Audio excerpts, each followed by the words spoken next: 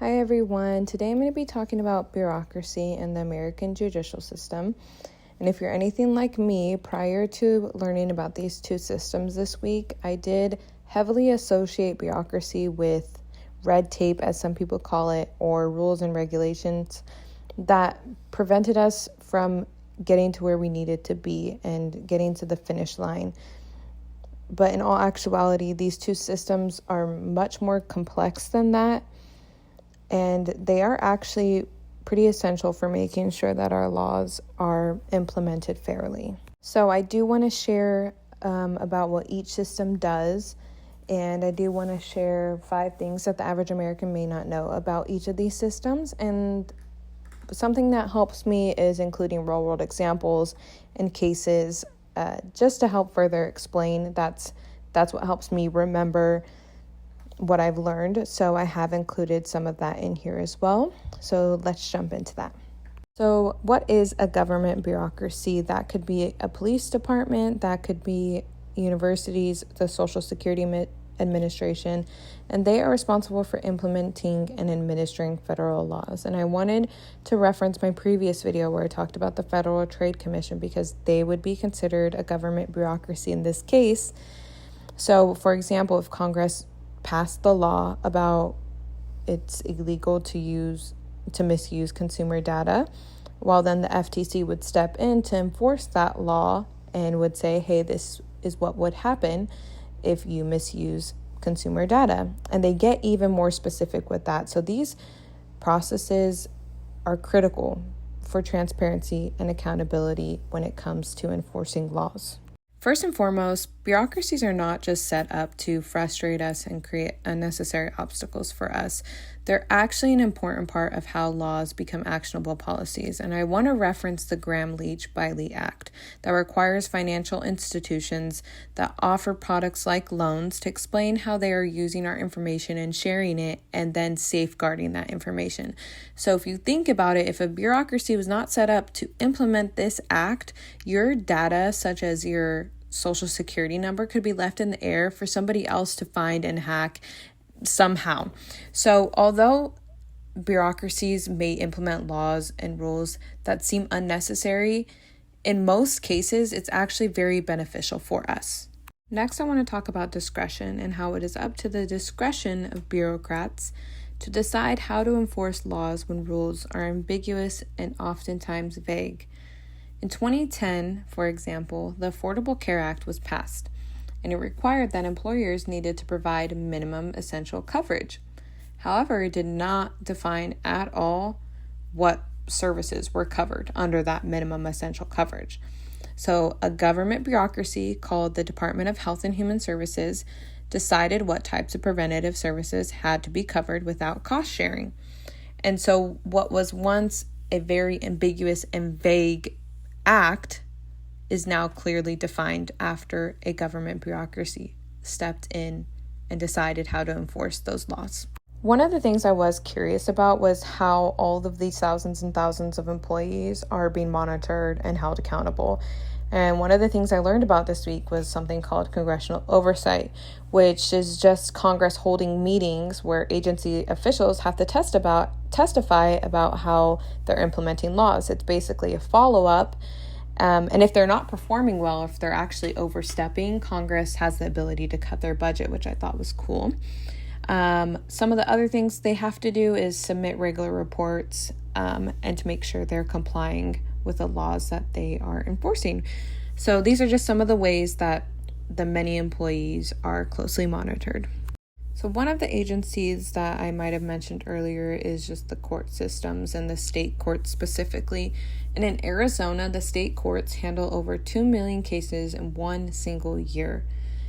And oftentimes, many agencies handle very crucial tasks that go unnoticed. And these proceedings for the state courts that are doing 2 million cases a year are ensuring that citizens have access to justice and that legal rights are enforced at a local level. Lastly, I do want to talk about how bureaucracies quickly evolve and reform in response to public expectations and political climates. So Oftentimes, when something goes wrong in the world, the public is constantly demanding for change. And I want to give an example. So after the 9/11 terrorist attacks, the U.S. government actually restructured its entire Homeland Security bureaucracy in response to national security concerns. So this led to the creation of the Department of Homeland Security in 2002, which merged 22 separate agencies. So this shift really shows how bureaucracies can shift and adapt super quick in response to changes in politics and public expectations. So with the American judicial system, you have the Supreme Court sitting at the very top. They're composed of 9 justices, and they can hear appeals from appellate courts and state Supreme Courts. Then you have the U.S. Court of Appeals, also referred to as circuit courts, and they hear appeals from the U.S. district courts. Then the U.S. district courts, they are trial courts for federal law violations. And then you have state Supreme Courts, which I like to think of as a mini Supreme Courts, but just for each individual states. And then the state courts of appeals, and then state trial courts, which handle civil, criminal, family, or traffic violations. These courts involve juries, lawyers, and witnesses. When I think of a court case, I do actually think about the Supreme Court first. But what many Americans may not know is that the Supreme Court, although they're famous, they actually handle only 60 to 80 of the 7,000 to 8,000 cases that are petitioned to them each year.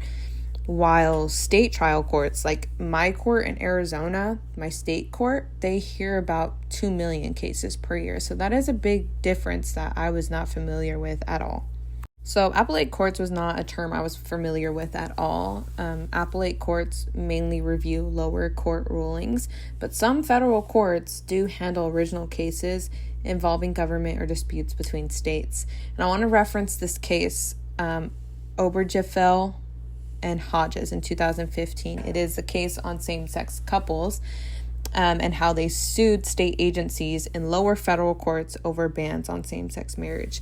The cases were appealed through the U.S. Court of Appeals, and ultimately the Supreme Court was involved, and they made the final ruling to legalize same-sex marriages nationwide. So this just shows how federal courts, they mostly function as appellate courts, but occasionally they do get involved and they hear original cases, such as a dispute between states. So just as I was talking about before, how most cases are actually handled by state courts and not the Supreme Court, I wanted to be more specific. Supreme courts actually hear only 70 to 80 cases per year. And they have a term, which I did not know at all. They have an annual term that begins the first Monday in October and then ends in late June or July. And during this time, the 9 justices hear arguments and issue decisions. And sometimes they will also issue written decisions in 50 to 100 of those cases without actually doing a full hearing. I want to break down a case to showcase how different justices within the Supreme Court apply different constitutional interpretations, sometimes on the same text. So in 2008, District of Columbia versus Heller, Justice Antonin Scalia said that the framers intended to protect an individual's right to bear arms, not just in connection with militia services. But then Justice John Paul Stevens argued that the Constitution should be understood in the context of current public safety, not how it was originally intended to be read. Eventually, the Supreme Court ruled that the Second Amendment protects an individual's right to possess arms for personal use, but this case showcases how 2 different justices within the Supreme Court can interpret the same text differently and how it could affect the outcome. Lastly, I do want to talk about how the court's authority relies heavily on maintaining public trust. So we all know the case Roe v. Wade in 1973, where the Supreme Court ruled that the Constitution should protect a woman's right to choose an abortion. So the court faced public and political pressure from both sides of the issue, and they still do to this day. And then we all know in 2022, Dobbs v. Jackson Women's Health Organization overturned Roe. And that sparked massive public backlash, protests, and debates. This just shows how the court's credibility heavily relies on public trust and how a tiny shift or a big shift in their decisions can either strengthen or weaken its legitimacy. So next I'm going to talk about 5 things I did not know 7 weeks ago. First, I didn't know that the judicial review's first major use was to declare a part of the Judiciary Act of 1789 unconstitutional. So the first judicial review was used to invalidate a part of Congress's law and not to enforce a right, which was interesting because this past week I've learned more about how important it is to enforce a right rather than review it. So the opposition in that was just interesting. Next, and this one is the most interesting to me, I didn't know that most criminal cases were resolved through plea bargaining instead of going on to a full trial, which was surprising to me. I don't typically hear that, or maybe I'm not paying attention, but that was really interesting to me. This one's a little bit more self-explanatory, but I didn't realize that there are 2 distinct federal court types within the federal judicial system, which is the constitutional courts and the legislative courts. We've already talked about constitutional courts, the Supreme Court, Court of Appeals, and district courts. And then there's the legislative courts, which are the TAC courts, Court of Federal Claims, and Court of Appeals for Armed Forces. I think it was just overwhelming to learn about all of these different courts and what they do and who they handle, who they talk to. But then when you put it all together and how they work together and work separately, it was very interesting. I just didn't realize who was who and that they were under 2 different federal court types. So not that I found this 4th one more interesting than the others, but I just like it the most.